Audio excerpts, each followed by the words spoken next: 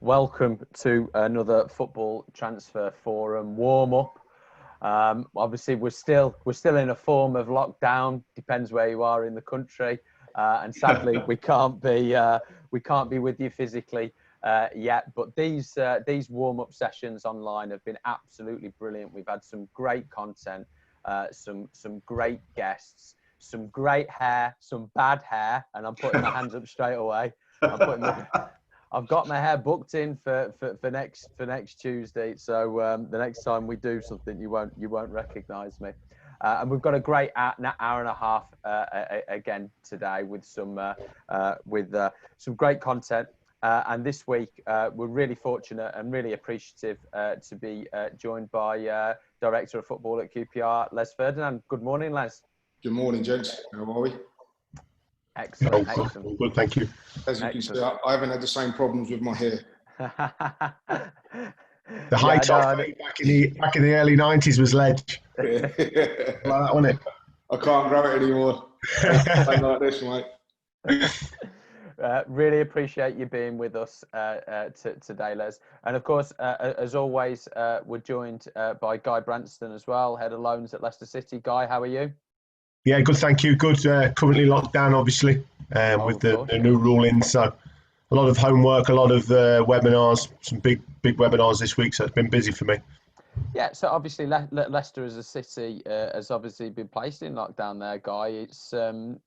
Is that having an impact directly on the football club? You know, I saw Brendan saying you sort of roll with the punches and adapt as it is, but sort of practically for you as well, getting into work and things like that, has it had an impact?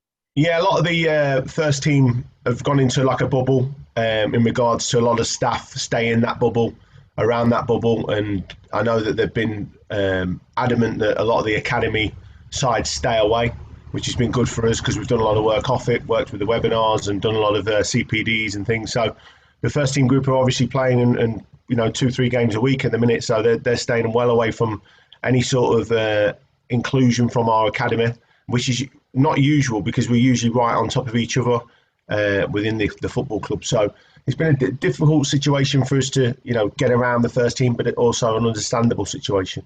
Absolutely. And of course, Football Transfer Forum founder Tony Sharkey is with us. Tony, how are you? Yeah, I'm good, thanks, Ryan. It feels a little bit like day 103 in the Big Brother household. Tony is doing another webinar. Yeah. he's in the film room or whatever they call it on Big Brother. But yeah, no, all good up here. A little bit wet, but we're fine.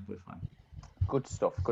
Well, we've got great numbers again this morning for this webinar, and thanks for everybody that's coming on. We've really been well supported on this, and I think that's sort of testament to the content that we've had, the guests that we've had as well, and we've been able to get some really good stuff out there as well. So we're going to be hopefully getting through some interesting things throughout the day.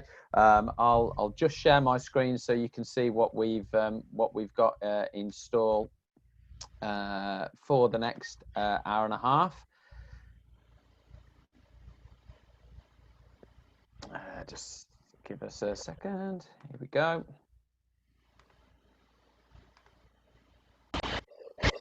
Hopefully everybody will be able to see that. Okay.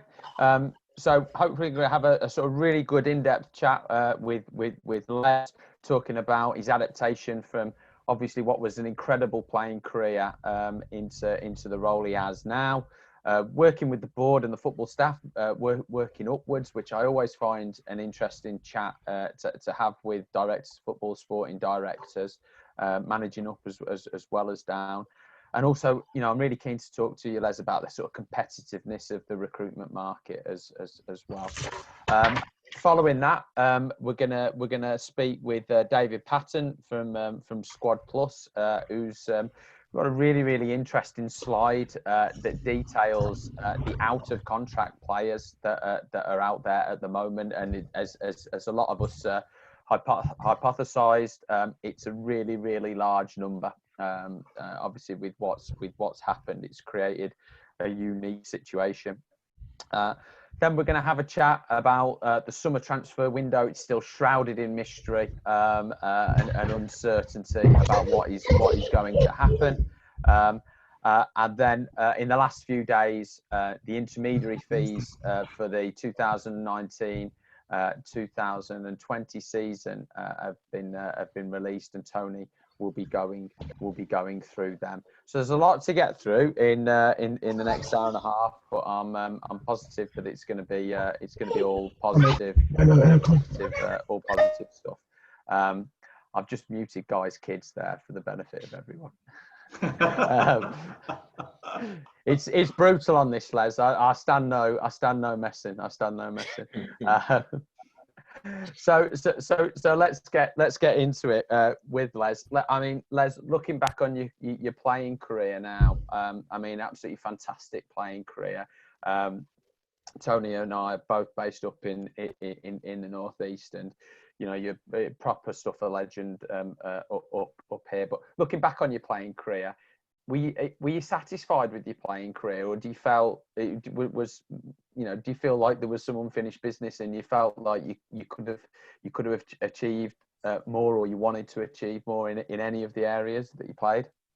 I think coming from the northeast, the thing you're obviously getting at is us winning the league title while I was up there, and it's really funny. I've done an interview this morning, and it was for the Chronicle up in the northeast in Newcastle, and the one thing the fella said to me was like, nobody normally remembers who finished second when the league, but because Newcastle played such good football, people always look back on that year and say, Newcastle second, does that give you any comfort? I said, no, none whatsoever. You know, I hate talking about it. I think there's not a day that I don't wake up, and especially over the last week or so, when we've seen Liverpool win the trophy. Every year you see them lift that trophy, and you say, "Cool, how did we not win that?" You know, we were so far in front, looking like we were going to cruise it, and managed to snatch defeat from the jaws of victory. Yeah. Right, so you've took an instant dislike to me then with my first question. That's typical. So I think to answer your question is, you always look back and people say you had a great career, and I say, well, I didn't win too much, and I think you go into this game, and for me, when I played football, it was all about the winning. It was trying to win something. It was coming out and saying, right, yeah, I've done this, that, I've won this, and I never managed to do that. So that part of my career is what I would look at and say, there wasn't too much that I won, which was disappointing. Yeah. What about your international career, Les? How do you look back on that as well? Yeah, probably a bit disappointed, and sort of like now being in the position I'm in and looking at players on a daily basis. Every time I went to play for England, I always felt like it was my last chance. I never really got a run in the team. I think in the year that I signed for Newcastle, I was up to 20 goals just before Christmas, and was still learning the England squad. And when I did get back in, it was like, I always felt that I had to be 9 out of 10, 10 out of 10 to be able to get another opportunity. So it was always, as well as I was doing domestically, I always felt that internationally I'd never really got the opportunity. Perhaps my performances in domestic football deserved. Yeah. I suppose the one caveat to that, and we've all gone a bit nostalgic over the last few months and looking back on games, is that you were playing during a time where we actually had, great options at the top of the pitch, didn't we? Yeah, we did, and leading into the European Championships, '96, and probably that was probably the most disappointing time for me. When I look back, and because I came, we didn't win the title. I came off the back of that year being voted PFA Player of the Year. I think I had 29 goals in that season, and I think Alan had gone 19 games in England without scoring, and still not getting an opportunity. It's kind of like what I'm talking about, You just felt I was never going to get that opportunity to go 19 games in the England team without scoring. So you're right. There was a group of players at that time. You had Teddy Sheringham, you had Robbie Fowler, you had Michael Owen coming through. And Michael might have just been a bit before that, but you had Dion Dublin, you had Stan Collymore, you had Ian Wright. You had a group of, and it was those players that kept me going. It was those players that kept me on my toes. And you know, you had to keep scoring because every week you'd look in the paper and one of them had scored, and you felt, I need to score to stay in amongst that elite group of centre forwards at the time. So yeah, it was a good time for him in terms of strikers. Absolutely, and you know some of the players that you know, even like Letitia and you know other players, you know, phenomenal. Was it always in your mind to get into being involved at a club in some capacity post playing? I've got to be honest, I didn't think I was going to get the opportunity to be a manager when I finished, and I think having been in it for sort of like 20 years, I came out and kind of like did what a lot of the boys do, go into the media side. I was fortunate to get a gig doing the media side of things for a while. And that was just to weigh out my options. You know, I'd been going into a training ground for near on 20 years every other day, or whatever it was, 4 times a week, and then playing on a weekend. And so I just wanted to give myself a bit of time to gather my thoughts and see what it is I wanted to do. And so the media gave me a great opportunity to still be involved in football and know what was going on without having to go into a training ground every day, until I could kind of like make a decision on what I wanted to do. And then Harry Redknapp went back into Spurs and into Tottenham and gave me a call and said, Les, you ever thought about coming back into football? And I said, it's funny, HI, I've been thinking about it. And he gave me the opportunity to come back in. And initially it was as striking coach, but you know, I just went back in as a coach. And the one thing I did do was to make sure that I got all my badges under my belt. So I went through the process of doing all my badges and sort of like done my pro license and everything. But at the same time, I'd always had an eye on this role, the director of football role, because it was something that was coming to prominence. And I know on the continent, it's kind of like the norm for ex-players to go into that role. But this country hadn't really seen it yet. But I'd seen more and more teams emerging where directors of football were starting to come into the Premier League. And I think it was 2006, around that time, yeah. Yeah, it was, because I went on that LMA course, the Applied Management course with Sue Bridgewater. That's right, yeah. It gave you an insight into how football clubs run and the financial side of things. And the reason I remember that was because it was on that course that Paul Ince got, because he was on that course as well. And it was on that course that he got the call about the Macclesfield job. Yeah. Okay, excellent. And how did you find that course? I mean, you know, having obviously been in the game all of your life, you know, I know Sue myself. She's a wonderfully intelligent lady, done some incredible research, especially around manager sackings.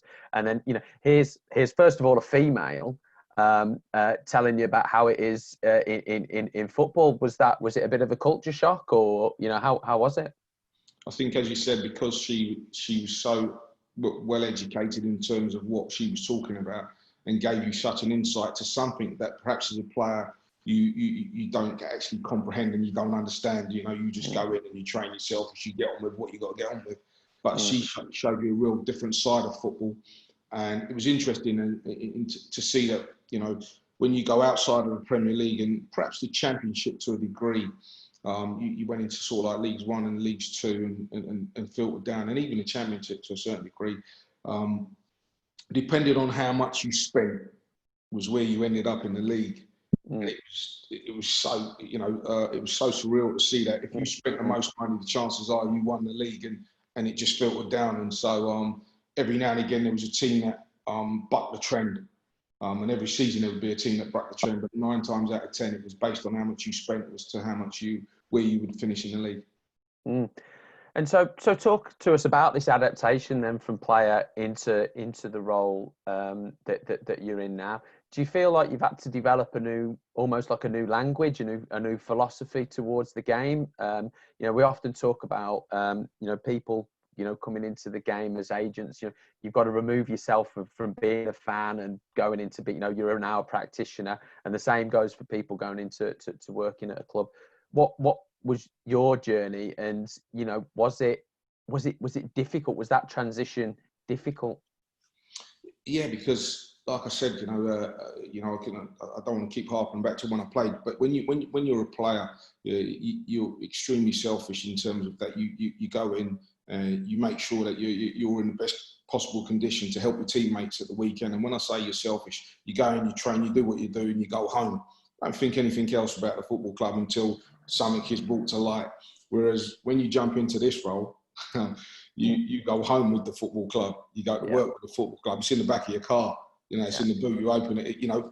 Because you're not just dealing with players. You're dealing with the whole football club. And obviously, when I actually spoke to Tony Fernandez asked for a meeting with me when I'd left Spurs, and when I actually sat down and spoke with him, he actually wanted to bring me back into QPR as a coach to work with Harry. I'd had a meeting with Harry about becoming part of the coaching team there, and I said then that it wasn't what I wanted to do. I wanted to go along the line of the sporting director or director of football, whatever you want to call it. And I'd just been on that PFA course, the governance course that was at St George's Park as well, to learn about boards and boardrooms and get myself board ready to understand. And then when you go through the door, you understand that it don't quite work the same as any other business, football, in terms of what they do in the boardroom. So it was an eye opener. So I had to open myself up to learning a new skill and understanding it. And I have to be totally honest. I got the likes of Lee Hughes and Ruben Gandhi at my place. Lee Hughes is the CEO, and Ruben Gandhi is the finance director, and they both helped me in understanding the business and learning the business and the way that we need to run. So it's been I had to close my mind to being a footballer and go into something totally new. Yeah, and obviously the role of director of football, sporting director, has become much more prevalent now, and I think we're all in agreement that that's a positive for the game. And of course, in Lee, you've got somebody that's extremely experienced. Of course, he was at your club, Guy, as chief exec as well. And then obviously there's Tony there. I'm really interested into understanding how much time you spend managing upwards. My perception of the games is that the real progressive clubs are the ones that can get, the non-football, the people that haven't got 500 league appearances, international appearances, etc. Joined up into the football decision making. How much time do you spend with Tony, with Lee, and also Amit, and all the other guys, upskilling them on their football knowledge? It's really interesting that, because I think most owners that buy into a football club buy into it because it's, they're either trying to promote a business that they've got, or they're not always a fan of the football club that they actually buy, but they turn into a fan and they think they know football. And if they're buying it as a hobby, my hobby is golf. I like going out and playing golf. And every now and again, I want to go and play golf. If you've got a hobby and your hobby is the football club, every now and again, you want to play with that hobby. And that might mean you want to choose the manager, you want to choose a player, because it's your hobby. I think over 500 mil later, they're realising that they perhaps need to listen to a few people, and that's what they do. But they still have their opinions, I go to a game, I say to people, I go to a game every other week, and obviously not at the moment, but in the past, you go to a game every other week, we get 15,000 people at a stadium on any given day, any given match day. And every single one of them has got an opinion on what team should be playing, what players should be in the side. And I say to people, the people that put over 500 million into our club, you're saying they shouldn't have an opinion. Just doesn't make sense. I mean, of course they're going to have an opinion, but it's my job to try and direct them in what's right for their football club. They've made a load of mistakes and they understand that now, but they're listening. But every now and again, they're going to want to make a decision, and I have to understand that as well. Yeah, I think the sense is from the outside looking in, certainly with the manager that you've got as well in Mark. I've been fortunate enough to meet Mark quite a few times, and he's somebody that I rate really, really, really highly. And okay, I know you haven't set the world on fire this season, but just the whole club just seems to be sort of generally sort of settling itself again. I mean, is that the feeling internally as well? Yeah, I think when I took over, when I went into the position and sat down with the owners of the football club, the one thing we realised is, look, we got relegated from the Premier League with the 6th highest budget in the league at the time.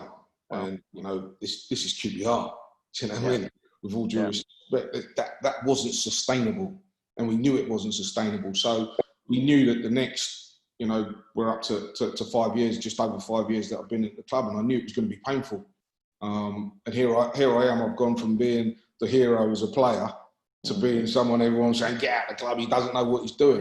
But we've had to turn it round. And, you know, the wage bill that we had, we now had to get rid of players that were not assets for us. And the talk was that we now need to build a team where we've got a few assets, and that's going to take a bit of time. So, you know, we're going to try and stay in the Championship, but it's going to be painful because we're not going to be at the top of the league. We knew that. And if you're a supporter of a football club, all you want to do is see your club being successful.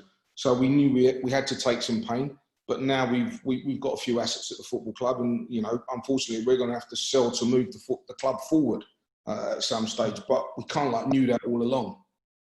But as you said, we kind of stabilised things and like to think that we're going in the right direction. Unfortunately, we've come back from the lockdown, and our performance haven't been where we left off before the lockdown. So that's a bit worrying. But in terms of what you said Mark has brought to the club, I think we stabilised, and I think throughout this season we've played some very, very good football at times, and I think that the crowd are now starting to see what we're trying to do. Obviously, like I said, coming back, we haven't been that great, so the frustration comes in, but it's an emotional game.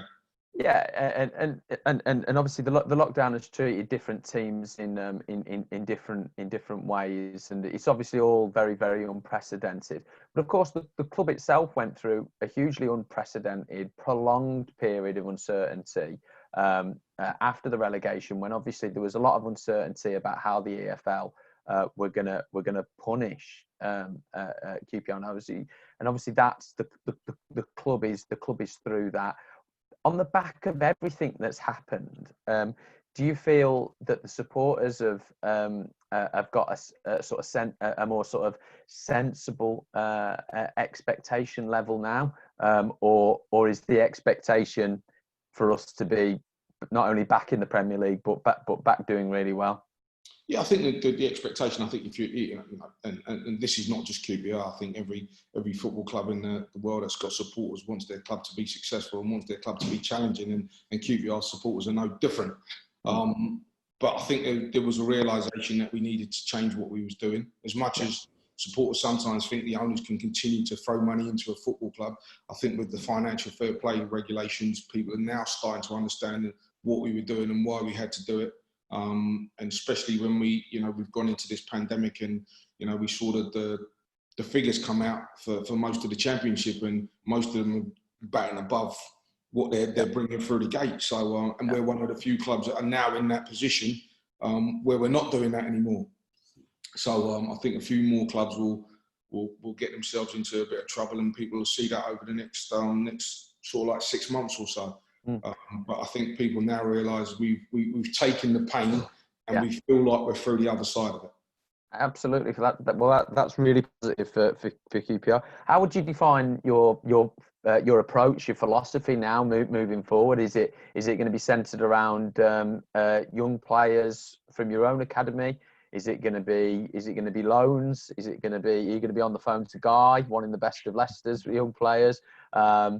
Is it going to be a hybrid of both? Obviously, with Mark as the manager, he likes to work with young players. He likes to work with technical players. He definitely has a style in himself, doesn't he? So, what are QPR going to look like as a club and as a team moving forward? I think I think you've seen in recent years we've got some young players coming through the system. Eze and Bright Samuels, and we brought Bright Samuels in as a 20-year-old, and I think that's the avenue for us. I think obviously we know we want a few senior players in the side, because sometimes they give the guidance that the younger ones need. So we know it can't be a team of just young players, but the impact academy is going to be an important tool for us.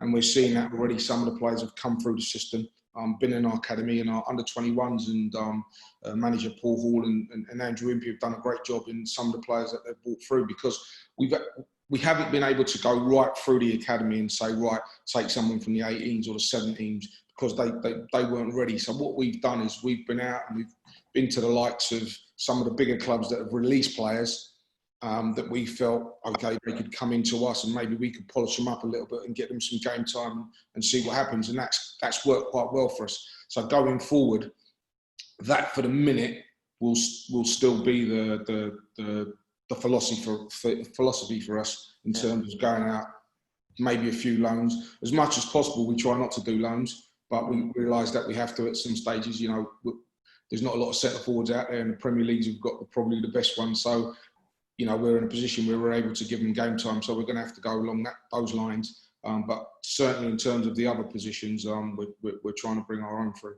Yeah, well, Vardy's on a bit of a barren spell, so I think he probably needs a bit of time in the Championship. I'm going to go then, Les, all right, because it's the only reason I came on this meeting. I'll be honest with you, I just wanted to build a link with you like most of the agents on here. You know, this is all I'm here for. I know these two. I was all trying to do a few deals. No problems, mate. We can do that. Don't worry. Top man. I'll give you a text in a bit. I'm off then. See you, lads. And sort of finally, before I bring the guys in, I wanted to get a sense from you how you assess the recruitment market at the moment. How competitive is it? You know, and what the data shows as well is we're seeing a bit of we're seeing British players think a bit more internationally, willing to go and play on the continent as well. Surely that's making it harder for English clubs as well. So yeah, I mean that's my question to you. I mean, whether it's young players or first team players, is it more competitive out there to get the players you want in? Yeah, certainly is. Especially, and it'd be interesting now, you know, coming out of this pandemic and seeing what the Championship do in terms. I think, you know, we talk about wages spiralling out of control, and I think they have done in the Championship. And I think it is going to be a leveler now. And I think because of this pandemic, football in the Championship is going to go back to people coaching. It's going to go back to managers coaching and getting at the best out of what they've got. You know, in the past, you know, because of the way the windows work, you know, you could have a player in your system and go, well, he ain't good enough, and rather than work on him, we're going to get someone in January, or we get someone at the end of the season, and then that person's, you know, surplus to requirements, and you try and get rid of them. And if they've got a good contract, they sit on that contract. I've seen a lot of that in my time at QPR, trust me. Yeah, so I think now that's changed, and as you said, players going abroad, not afraid to go abroad. You know, after the Sanchos of this world and players like that have gone and shown that you know they can play abroad. It's making it very, very competitive, and it's getting tougher. And you know, you get calls every day.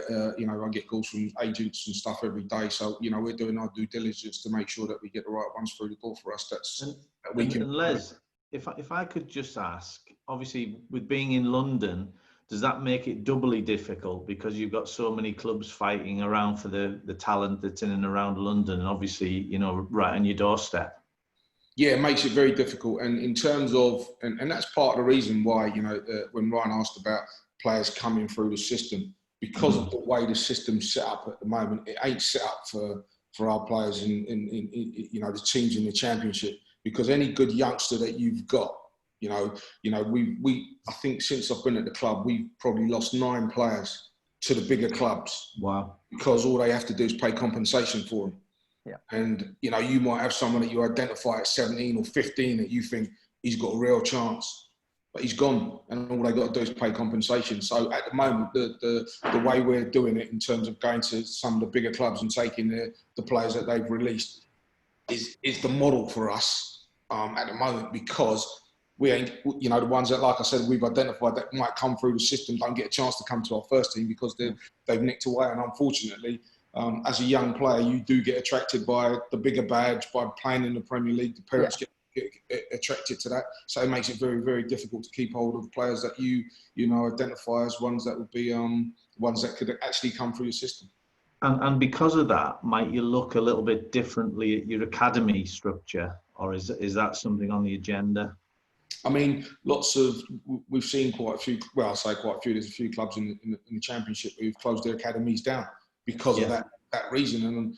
And you see more and more clubs going that way. But then you look at the Premier League clubs and, talking to the owners, they say, well, they can't have every single player, can they? So there's got to be some out there. So let's not close ours down. So they're very much behind the academy in trying to do what we do, but they do get frustrated when our players get taken away. Yeah, so I think one last question from me, and then I want to give Guy an opportunity to ask you some questions as well. So against the context of Tony's question and obviously the conversation that we've had as well, do you think EPPP is potentially ending its first existence, if you like, if you think version 1.0 of EPPP, and do you think it will be completely dismantled, or do you think that the structure of it will at least exist? What are your thoughts on it? I'm hoping that it dismantles. To agree, I think when I say not totally, I just think there's aspects of it that they need to look at again. As I said, it's not made for Championship clubs and League One and League Two clubs. It's too easy for the bigger clubs to come to take your players, and in that case, you're hamstrung to what you're able to do and develop through your system. And some of us have to rely on that for our players to come through. And the one thing when I went to the club and I spoke to Tony and Ruben about the job, and we were talking about the academy, the one thing I said is, look, we've got Tottenham, Arsenal, Chelsea, West Ham. You've got all these Premier League clubs in London, and yes, players are going to get young players are going to get attracted to the bigger badge. But if you have a club where these players believe they can play in the first team at your club before they're going to play in the first team at Chelsea or Tottenham or West Ham, then you have a chance of attracting players to your football club. And that's what we need to make it. We need to make our football club a place where young players can come and thrive before they go on to there. And hopefully they can get us to what we want to get back to the Premier League. And hopefully they can do their best to get us there. But if they don't, then there's an opportunity for them to go off elsewhere. And that's what we tell a lot of the young players. Excellent. Guy, have you got a question for us?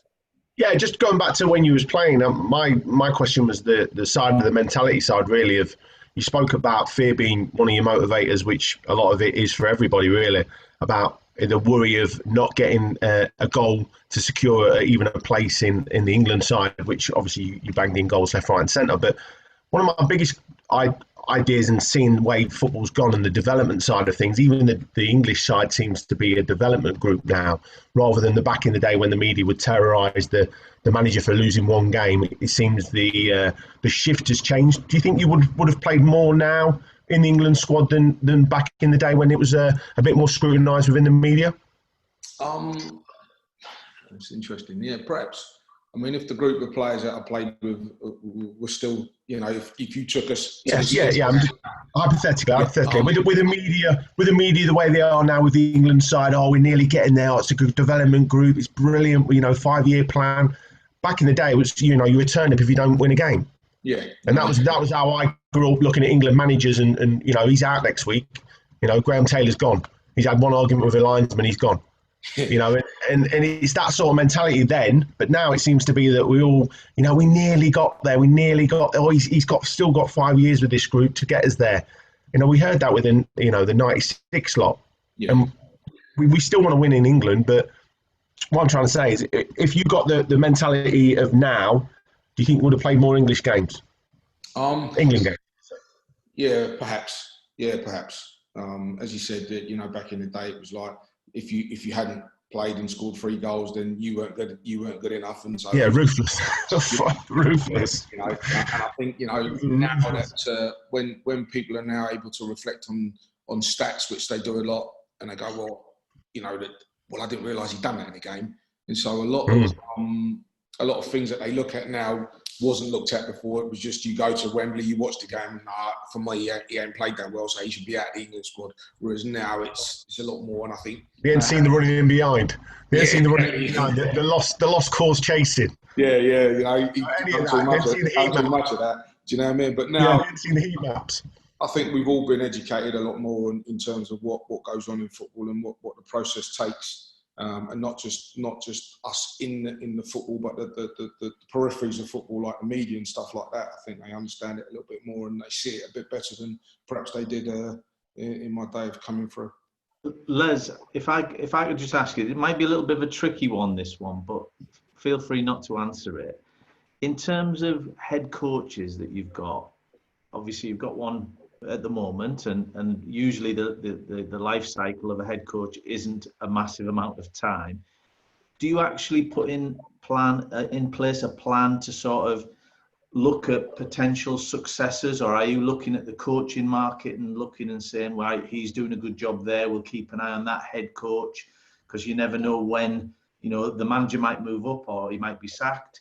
Is there some sort of, as a director of football, is there some sort of succession planning along there? Yeah, you know, all I ever try to do is be honest, and if I wasn't doing that, Tony, then I wouldn't be doing my job properly, because as you just said, it might not be that we sack the manager. It might be someone comes in and says, we want to take him and he wants to go. And if I've got no one in line that I may have looked at and thought, you know what, he's doing a great job, and say it's part of my job and it's part of my team's job to look at who's doing well. Because as you said, the lifespan of a manager in the Championship now is, I think, 13 months. Yeah. Is 13, really? Yeah. As low as that, yeah. Yeah. So, wow. So, you know what I mean? If you're not succession planning, and I'm not saying, you know, I get lots of calls from agents who say to me, Les, I know it's not for now, but in case you do decide to change your manager, keep an eye on X, Y, Z. And, you know, and that's what we do. Not that I want to get rid of Mark. I think Mark's doing a great job. And I think we need some continuity at the club now, and hopefully he'll give us that. But no, if I wasn't doing that, then I wouldn't be doing my job. I think fear's a great motivator. Sorry? Fear's a great motivator. Looking over your shoulder and wanting to be the best and wanting to perform at the highest level, you need that fear. Even employment law, you know, even in employment fear, of looking over your shoulder that the next man's going to come and take my job. Let's keep working hard. Let's keep grafting. Let's get up in the morning. I imagine we all live with that in a certain level of life because we've got so far ourselves. So. And I think most managers, I mean, you know, you look at the Premier League in its existence, and you say, right, okay, people talk about, you know, people have spoken to me about the Rooney Rule coming into effect, and I said it's never going to work in the Premier League. I said because they know their next manager before they've set the one that they've got. So you know, when they're doing their succession planning, and we all understand they do it. So why wouldn't you do it in any of the other leagues? We had Steve Walsh on one of the webinars and in one of the sort of physical events as well, and you know he said something, you know, along the same times, you know, effective, efficient sporting directors of football, and you use the word, they're honest with their manager in that my job is to also find your replacement. That's part of my job. And that's 100% right. And I mean, obviously, you don't advertise it. I don't go in and say, "Oh, look, I'm going to lunch with blah blah blah today." Do you know what I mean? But what I think, like, listen, I think we're all in an industry where we understand what goes on in that industry, and managers are no different to the players and everything else, so they all understand what goes on. Good. As a final comment, Les, before we bring this section to a close, as we mentioned. Tony and I, we're not Newcastle fans, but we live up here, which means we have to endure. And obviously, there's a lot of excitement / uncertainty about the potential to take over. What are your thoughts and affections still of the club? And obviously, I'm not expecting you to comment on the takeover, but you know, the sort of the expectation and what the reality for the club could still be. You know, listen, as you guys live up there, you'll know what a passionate place it is for football, and we, you know, there's no hiding from the fact that the situation with the chairman has never been a match made in heaven. You know, Mike Ashley, it's got to a head. You know, he wants to sell, they want him out, and it's just finding the right suitor to come in, take Newcastle back to a level where they feel they can compete in the Premier League.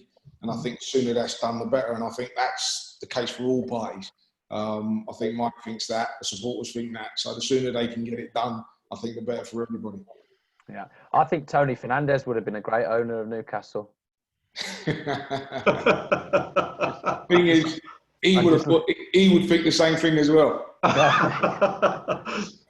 Brilliant, Les. Absolutely brilliant. Thank you very much for that. But we're going to we're going to push on. Les, feel free to obviously stick on for the rest of the chat. And we're going to bring in David Patton from Squad Plus. Morning, David. How are you?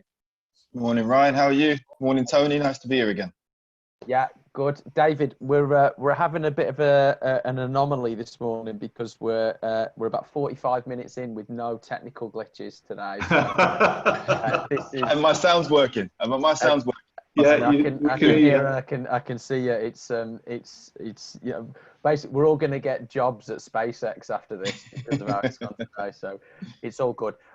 So David, I know things are going really well with Squad Plus, and I know you've had a great uptake of the product. But you're here today because obviously during the process and the research that you've done compiling the Squad Plus charts. You know, part of that has been an identification of the people out of contract, and we just thought it was really interesting. So if you could just take us through the slide that's on the screen, that would be great. Yeah, first of all, Guy and Les, great stuff as always. Really interesting morning so far. So yeah, we at Squad Plus, we've been doing squad maps. We've been doing it for quite a while. What we do is we map every single team in all of English and Scottish football. And from that data, we've been able to gain a better understanding of those players that are out of contract. What you'll see is the Premier League very rarely give things away for free. So you can see at the end of this season, 96 of their first team players will be out of contract. Some of them will be extended, some of them won't. And what we've tried to do is we've tried to give you an idea of the average age of those players moving on as well. Squad Plus, it's for loan managers, it's for intermediaries, and what we're trying to put out there is there are currently, 1,330 first team players across all those leagues that are out of contract, and those are that's 1,300 plus positions that you guys as intermediaries or loan managers could place your players into clubs in English football. Yeah, I mean it's a lot of people, isn't it, Tony?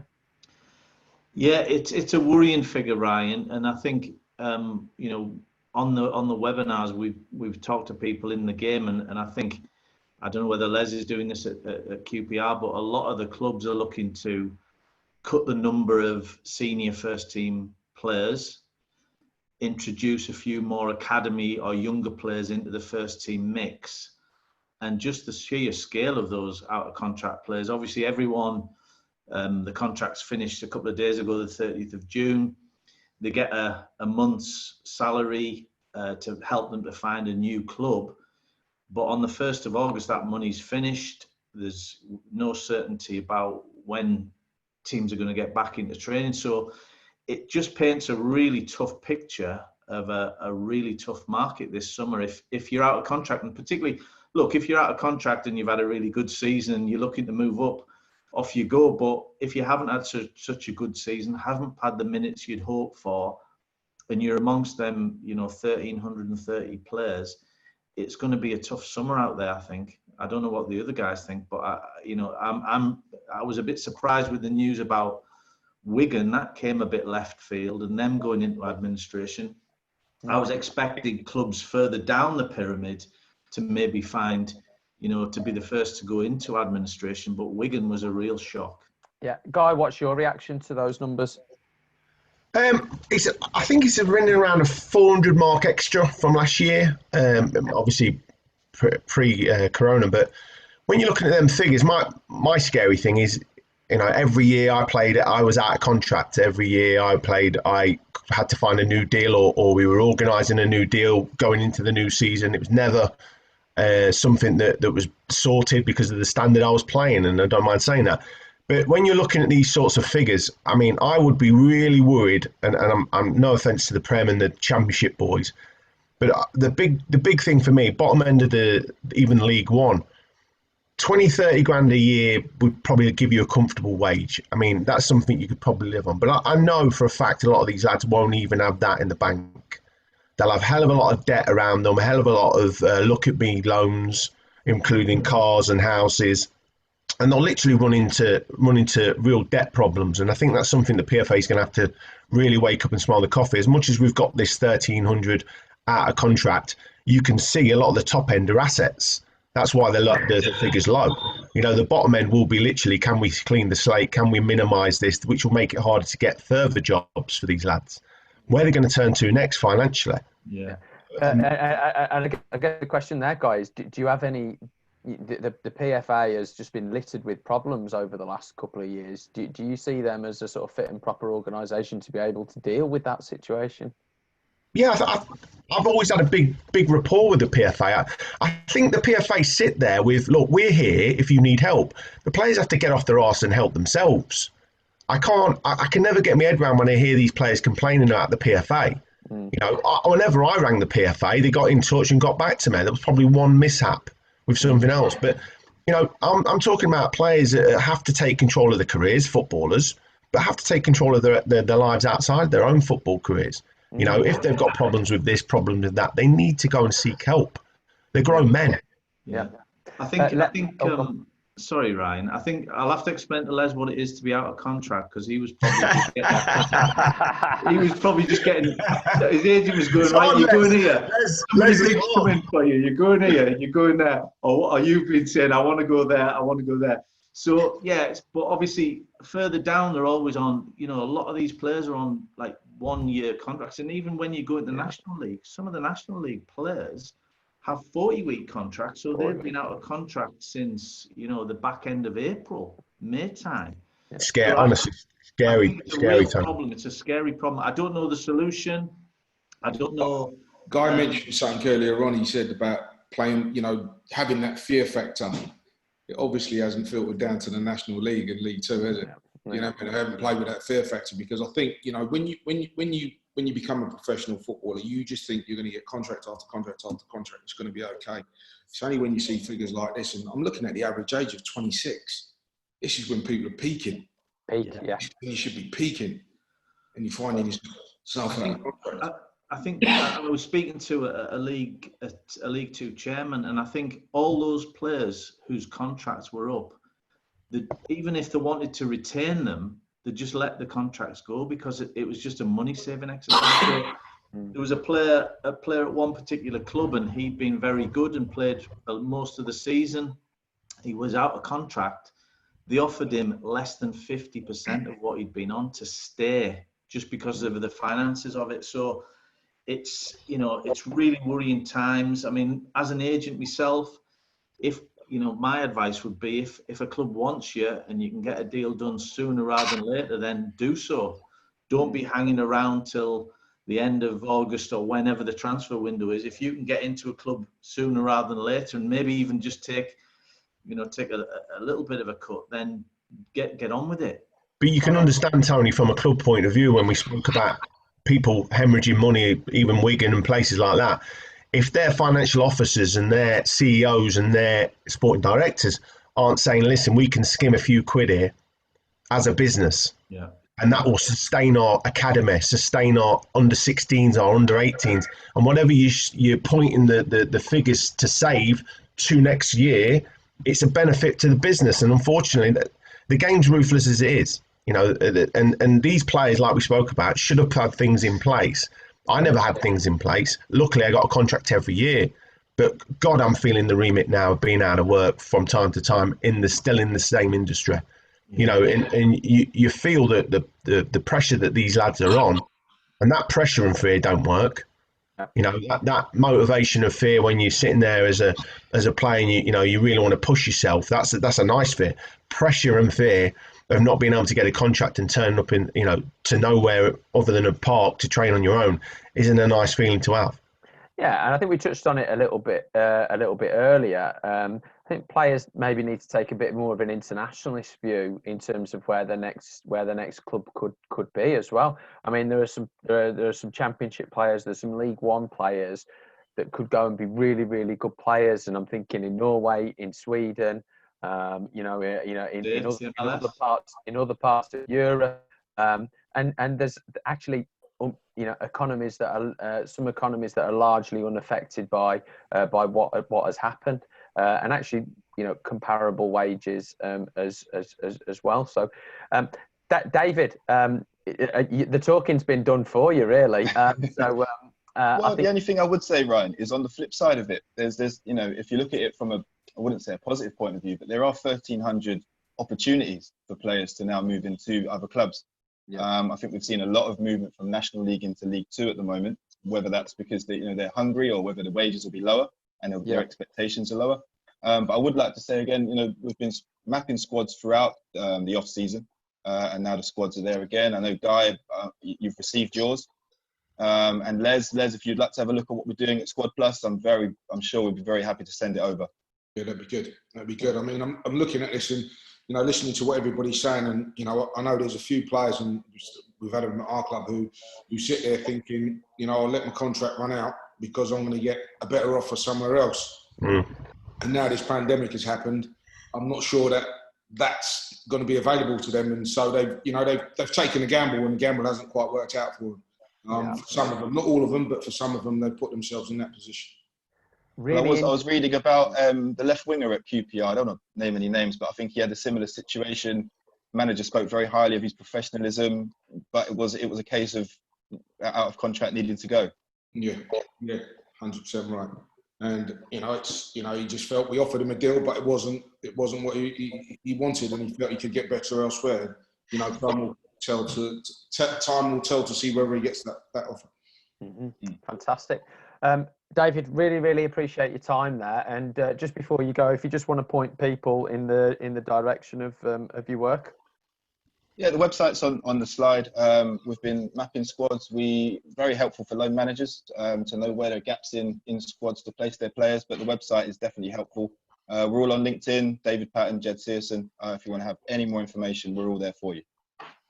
Just before David goes, Ryan, I wanted to ask him about Ross County. Tell us about Ross County in the Scottish Prem. So part of our process is we provide not opinionated, we provide data-driven heat maps. So that what the raw data from the squad tells us. So we were saying Ross County would require a right back, a winger, and a centre forward. And within 3 weeks of posting it, Ross County went out and bought in those 3 specific situations. So we're kind of showing teams or showing intermediaries, showing loan managers where the gaps are within teams, and we're getting quite a lot of positive feedback on some of our data. Fantastic, excellent, thanks, brilliant, David. Thank you very much for your time. Cheers, fellas. Really, really interesting, stuff. Thank you very much. Right, let's move on to our next topic of a discussion. Just before we move on to that, Guy, I want to bring this up with you. I've saw a couple of players leave Football League that have done well, and they've gone and signed, not even in the National League, for National League North clubs. The money available within the non-league can be higher than what they can get in the Football League. The young players that you're working with, the loan players that you're working with as well. Is that what you hear and see also? Well, I was involved in similar deals when I dropped out of the Football League to do with the Football League ruling of too many clubs in one season, and I ended up in the non-league because of that, because of the cash, because of the money that was floating around. There was no restrictions on what they paid you. There was no restrictions on legal restrictions on how they paid you. Yeah. And I was, I think one of my contracts I was on like £250 through the books, and I was working for the stadium as the stadium manager and getting paid 750.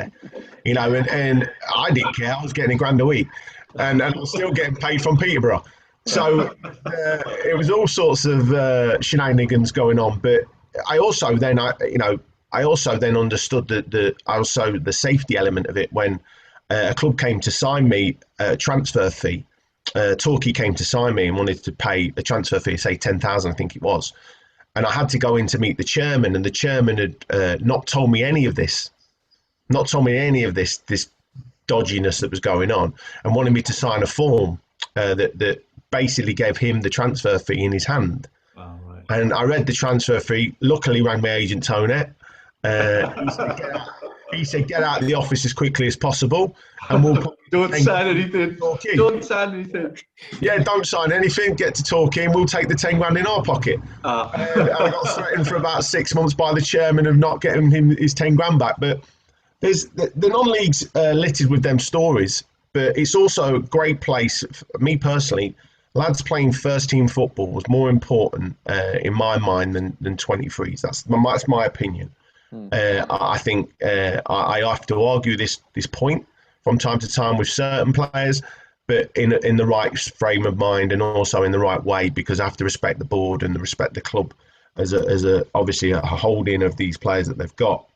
I think lads going out and getting game time is huge, and I think they will become better players from playing in front of crowds and playing in front of different age groups. For me personally, and that's.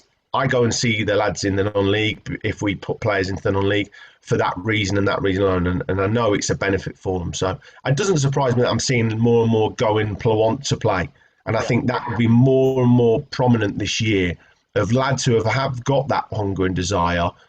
Do you want to be footballers, or do you want to sit in the dressing room with the lads?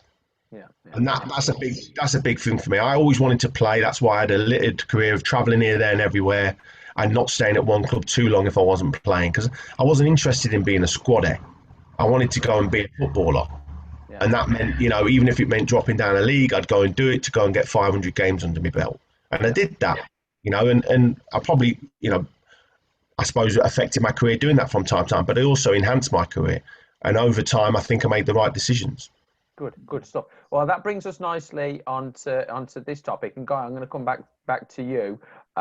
What are you hearing about what's going to happen with the transfer window? What conversations have you been part of? And from your perspective, in terms of loans, are you expecting a busy window? Well, obviously, from the club point of view, I'll be a bit quiet on that one from Leicester City's point of view. But in regards to the calls I'm getting from other clubs targeting the loan department and targeting my ideas on certain players after watching a hell of a lot of games last season, and I'm still watching games this season. There's a lot of busyness at the minute. They're not in advanced stages. They're not panicking too much as clubs to make decisions like they would be if it was June and July now, obviously going back into pre-season. So I'm kind of treating it as early May in regards to where I'm at the minute.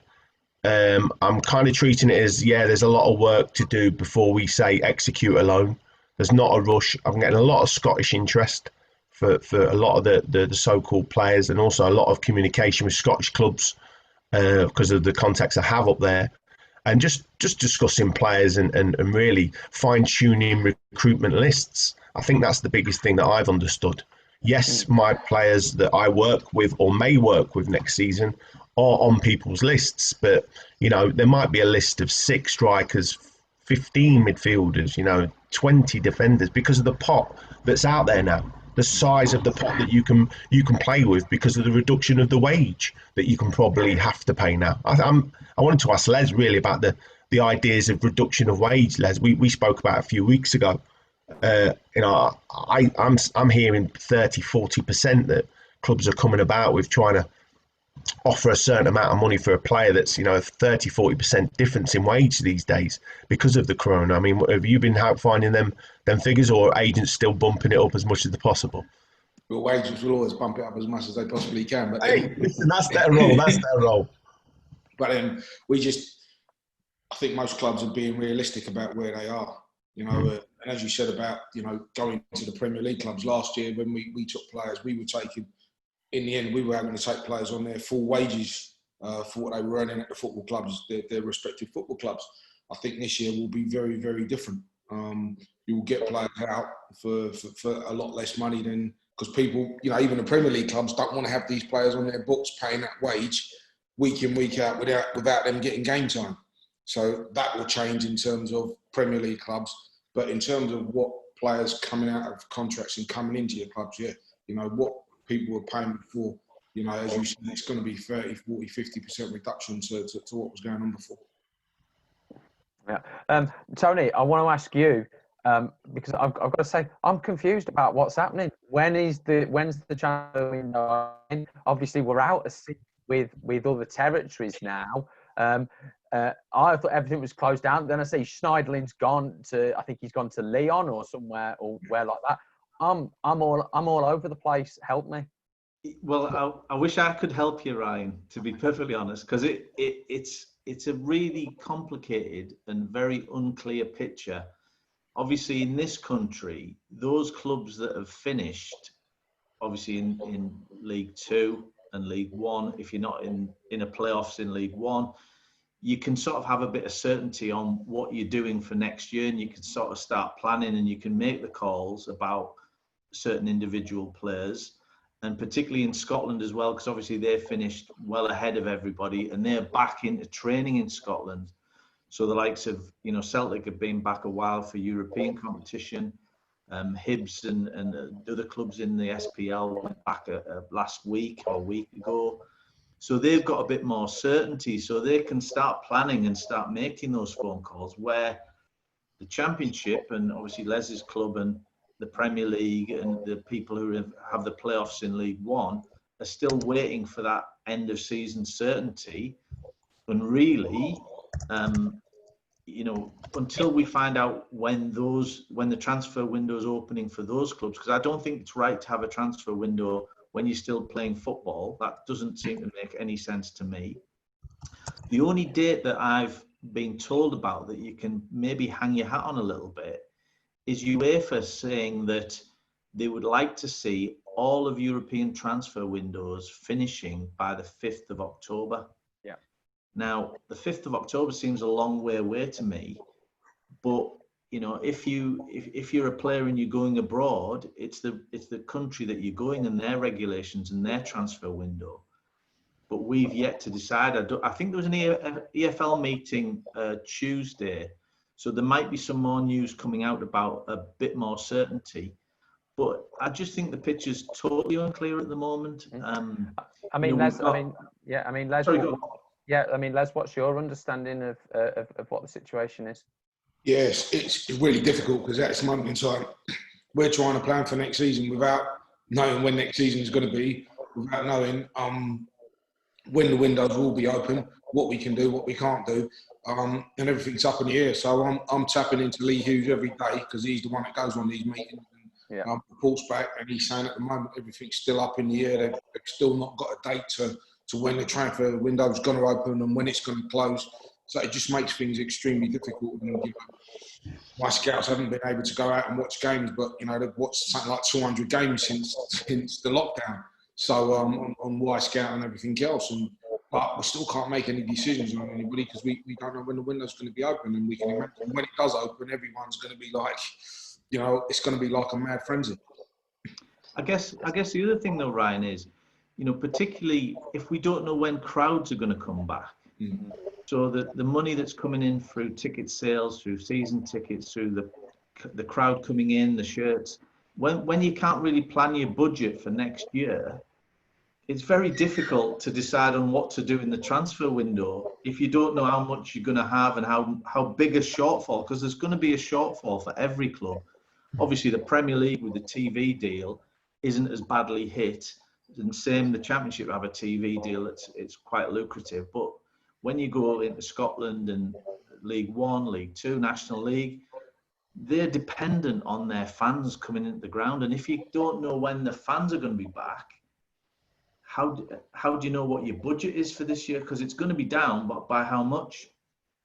Yeah, no, absolutely, and we're seeing the Premier League now talk about a potential entry fee from Championship clubs into the Premier League to help quell the losses against. They're not going to achieve the same volume of TV rights that they were hoping for this year. But I guess it's another one for you. Am I right in thinking that you've got option A, B, C, D, and E for different scenarios of what the financial reality will be?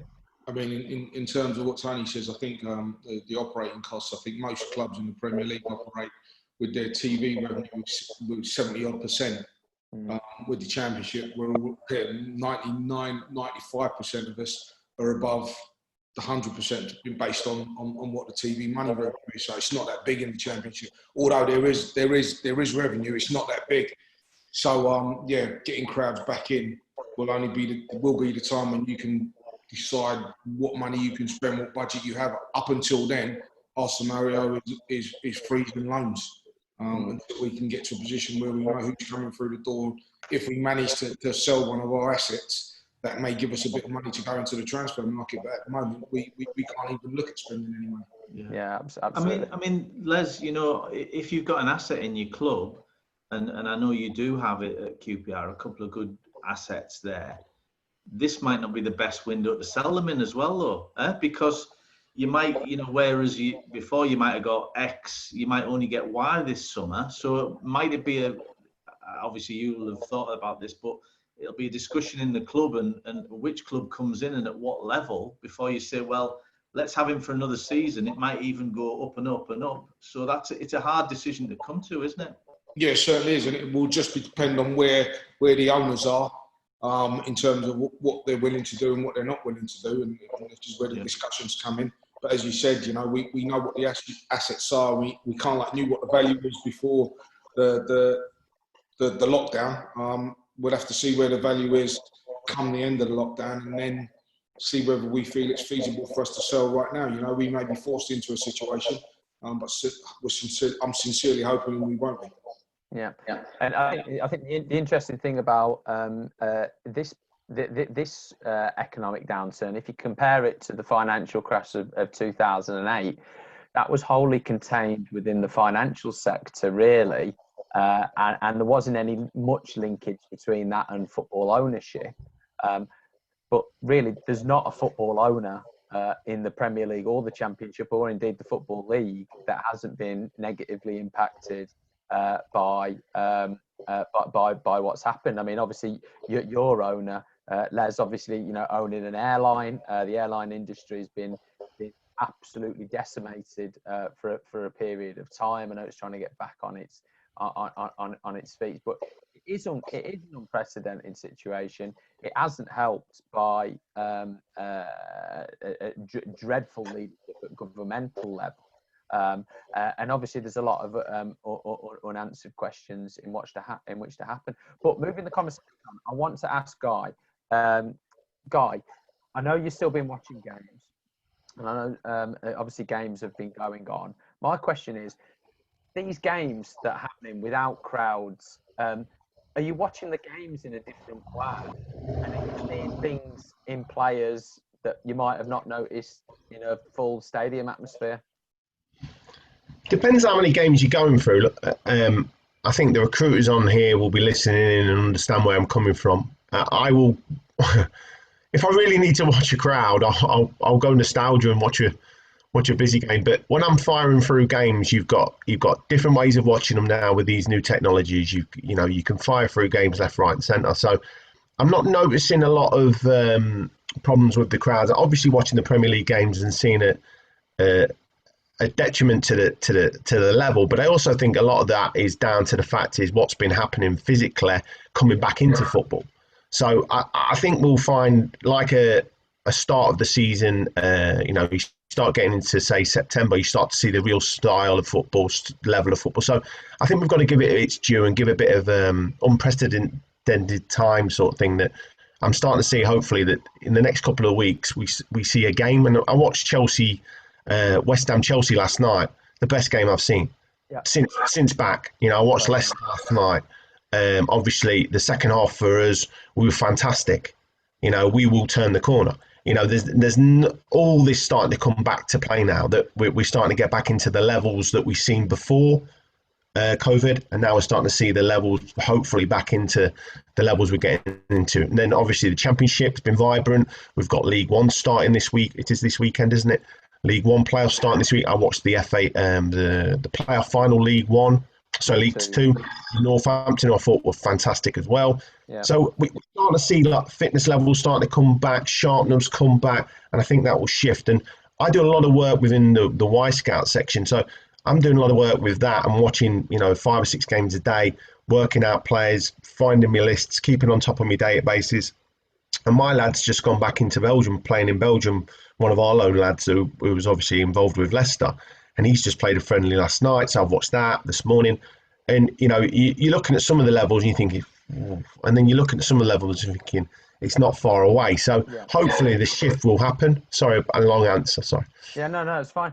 Ryan, go on. Sorry, Tony. Yeah, I watched the Newcastle game last night. They've come back a different team. You know, from when you were sort of going, oh, is it going to be a relegation battle again? They pulled a little bit clear of it, but now they're just flying. I mean, I looked in last night and they played some really good stuff. I mean, Bournemouth are having a tough time. I thought that San Maximum's looking like a player now. He's looking like a real proper player, him. And, you know, now the season, they're looking up now. I think I don't know whether they were 12th or something, but they can certainly look forward to the last run-in, can't they? Ryan's not happy. Ryan's not happy with that. I think my observation is more a reflection of Bournemouth than it was Newcastle. And give him a bit of credit, man. And St Maximum, he's no Traore, is he? Come on. He's some player. I mean, I watched him a lot in France. He's some player. Yeah, he's some player, and it's took him a bit of a while to settle. But it's not going to be easy up at Newcastle when he's brand new to him and it's brand new scene. There's a brand new culture to him as well. So give him time. He's a fantastic player. Absolutely. I'm sounding like Aaron now. He's fantastic. Are you his agent? Yeah. Hey, I wish I'd be carrying his bags, no problem. Les, obviously, I'm presuming that you've still been going to the games. You know, if that's the case, you're one of the few people in the country that can get to games. First of all, a little bit. What's it like pre-game? Are you still having your meal, or is that? Just a key question, Ryan. I'm interested. Very different. You get into the stadium now, and where I'd be there a couple of hours before the game because I normally go down and speak to Mark and go in the changing rooms. Yeah. You've got red zones, you've got yellow zones, you've got green zones, and if you have to be in the red zone, you're in the red zone. Although I have the banner on or the band on, I don't go into the red zone. I just leave them to get on with what they got to get on with. And I'm turning up half an hour before the game, just going straight up into the stand. I'm seeing a bit of the warm up, seeing the players go off the pitch, or sometimes get changed in the stand. I remember years ago when I first came into football, we used to play in the combination league and used to play all the games at the respective stadiums. You know, if you didn't play on a Saturday, you knew that you was playing on a Tuesday and you played in the stadium. Then you would have perhaps 100 people, 50 people come and watch the game. Just like that. And sometimes I listen to what Guy said and I agree to a degree that, you're trying to get yourselves back up to a level. But then when you're going Saturday, Tuesday, you're depleted. If you've got a big squad, that can work for you. But if you've got a small one, you're actually taking it out of the legs and it's all about recovery. So, if you're losing games, you've not got no time to work on the training pitch and say, look, this is what we need to correct because you're trying to save your legs for the next game. So, we, as I said, we haven't come back that well and I'm worried and I keep thinking, we'll give us 3 or 4 games and we'll be flying again. We may not get that time to fly. Yeah. Although I thought you were unlucky against Fulham. I thought there was some good bits to play. But just to be clear, there's no lobster beast before the game now. No, you've got to bring your own water in it. You can have lobster, but you've got to bring it yourself. You got to bring it yourself. Okay, right. Wow. He said no. He said no. He hasn't said no. Right. Okay. Let's move on because some really interesting data out this week, Tony, and it's the money that God's agents earn out of the game. But notably, we've seen a sort of stall, if you like, a sort of second of the fees. Do you want to go through this slide first before we go? Yeah. The Football Association is actually it's sort of the FIFA require them to publish on their website what clubs and the individual transactions for football agents, although they call them football intermediaries. So they have to publish every year the agents' fees paid by clubs. Don't worry, we haven't got yours on, Les. We haven't got Leicester on either, Guy. Good. I don't mind because ours is not too bad. I've looked at yours. The table.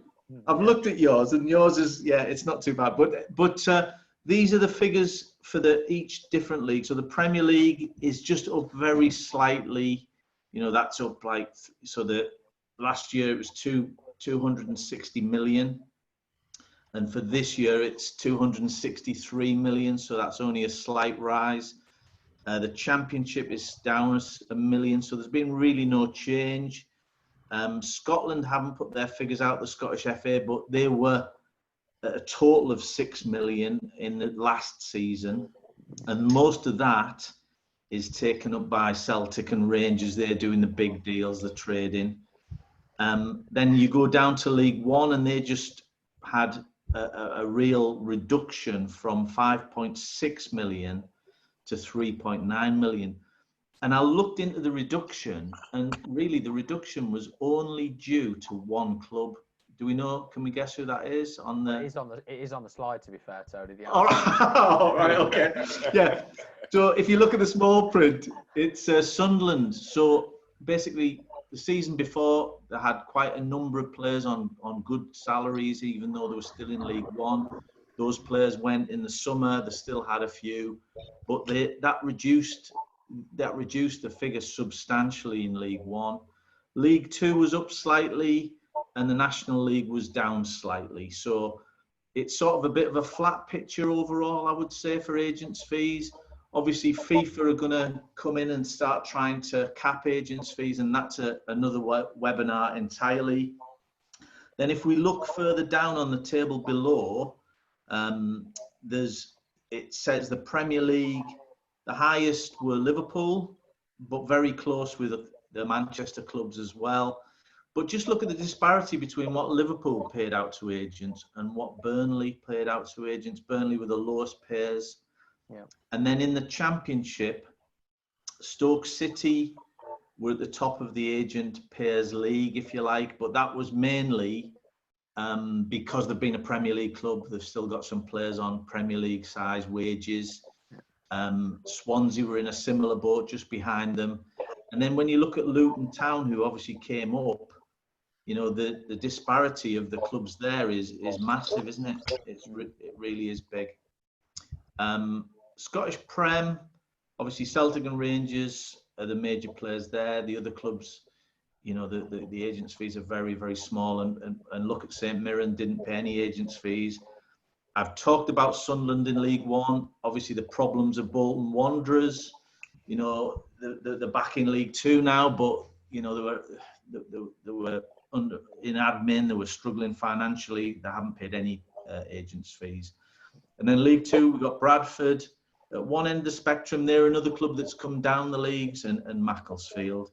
And then just to finish off, the National League with Notts County, who came down. Guy, have they still got you on the wage bill there, Guy? Yeah. When you're at Notts County, Guy, again? Nah, not on the wage bill. I'm only planning.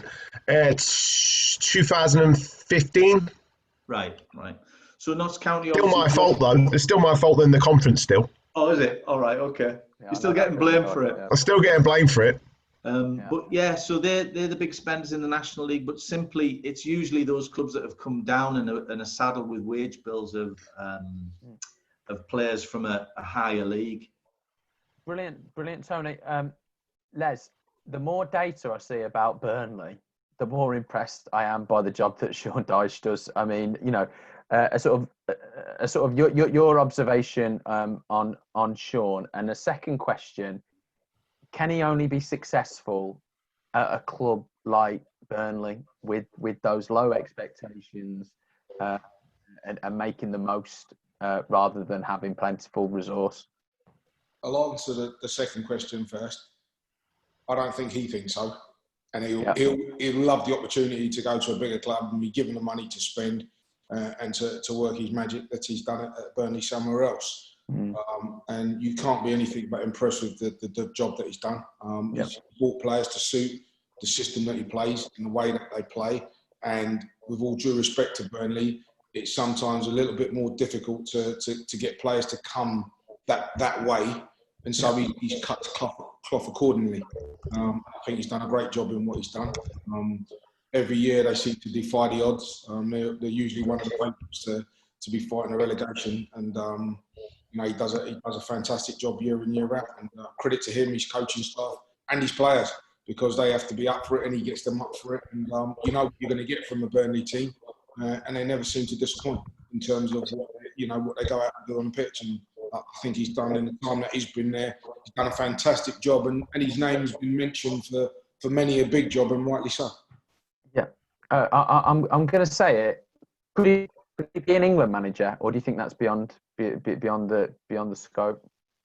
I don't know why it would be beyond the scope. You know, it's all about what you do and how you do it at club level.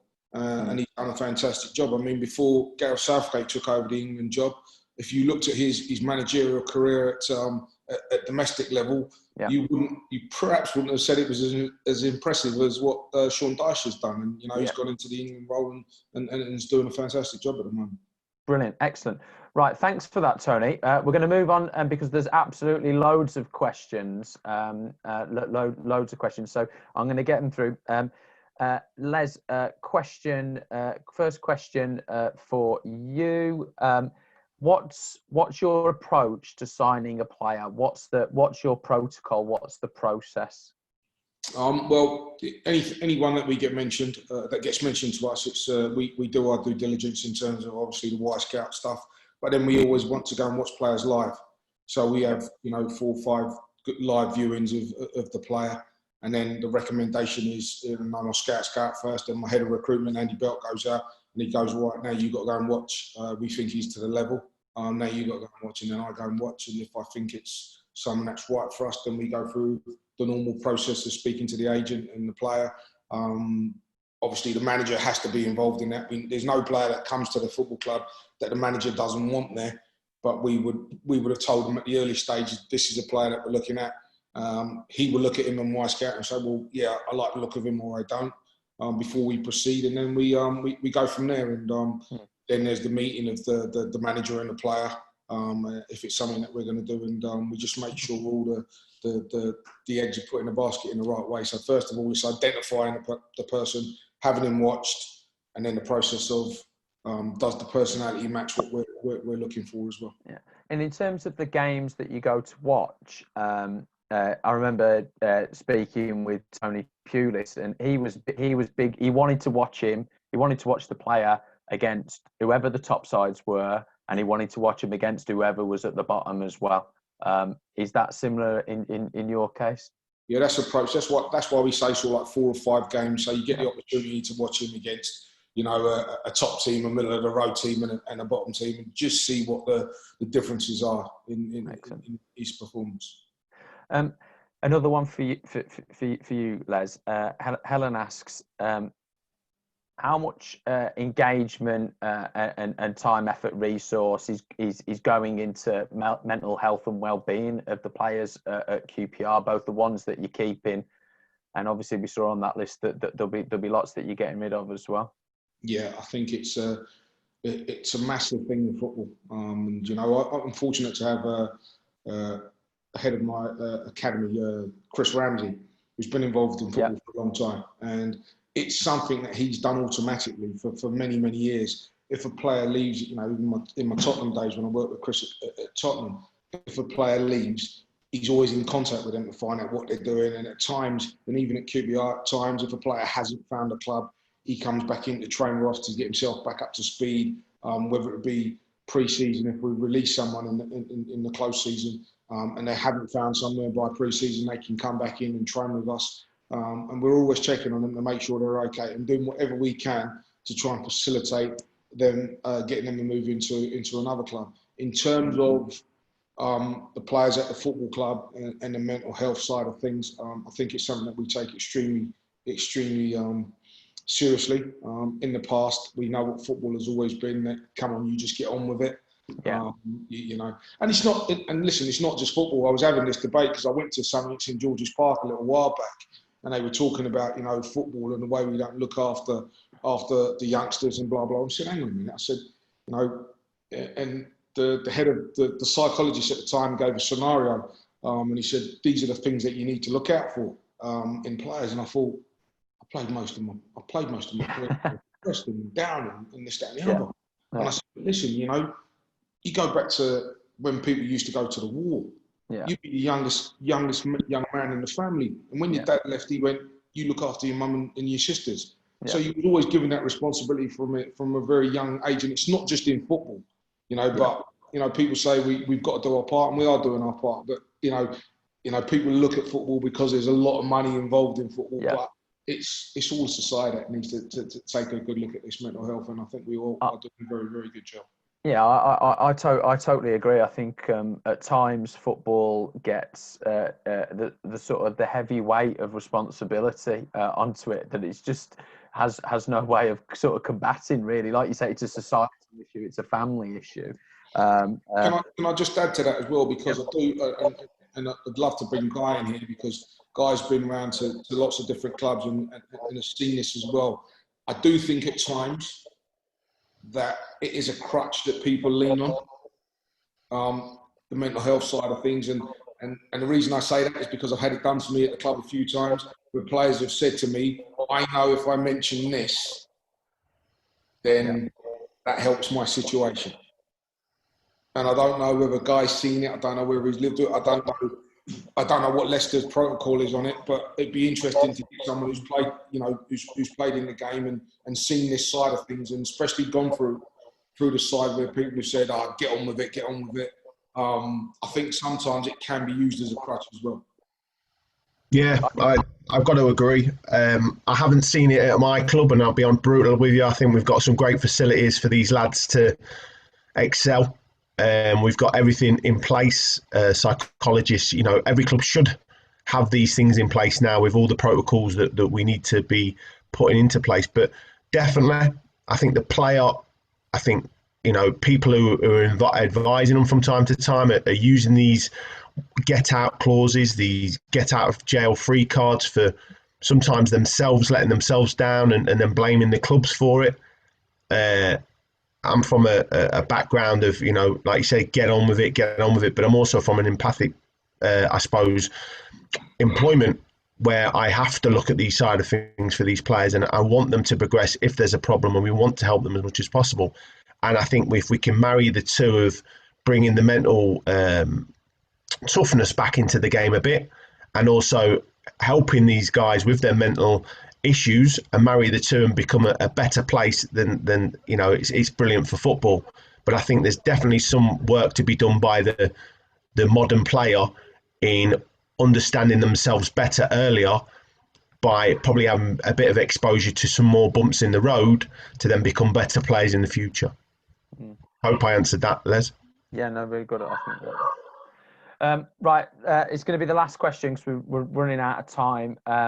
Les, your thoughts on the potential of a gross salary cap? I think when financial fair play came into play, most of the owners sat behind it because it helped them, and I think this will be the same. I think this will be the same scenario for football clubs. I think it will, like I said early on in this chat, I think the Championship, League One, League Two will go back to coaching. Bringing in the salary cap will do that. It will bring into light managers have to go back to the basics of coaching players, and you can't just keep going out and spending. Brilliant, excellent. Well, everybody, thank you so much. We've got some great numbers tuning in again, and the hour and a half has flown by yet again, which is testament to the quality of it. I've really enjoyed it. Tony, just a last word from you, as always, before we wrap up. Do I always have the last word, Ryan? Do I? You do. Do you not realise that? All right. Yeah. Congratulations to Liverpool for winning the Premier League. But more importantly, just a point about sporting directors. You know, the guys, I know Barry Hunter, Dave Fallows, Andy O'Brien and Mark Gower, and they, you know, with the sporting director Michael Edwards, but they had a plan that they've stuck to. They got a bit of criticism from previous, I think it was around 3 or 4 years ago, about being a transfer committee. but they've stuck to plan A. It's worked, and it just shows you that the sporting director, is alive and well in England. Eh? Yeah. That's and I wasn't going to say anything about the forum. That's all. I'll finish on that note. Good stuff. Good stuff. Guy, thanks for your input as always. And Les, great to have you on. Maybe you'll join in person at some point in the future when we're able to get back to having the live events. And then obviously to everyone at home, thanks for tuning in, and look forward to seeing you again when I would have had my hair cut. I would have. If that's not more chance of getting a lobster sandwich from Les. Yeah, true. Right, everybody take care. Les, thank you again. Great. Thanks, Cheers. Thanks, fellas. Cheers. Cheers. Cheers. Wow.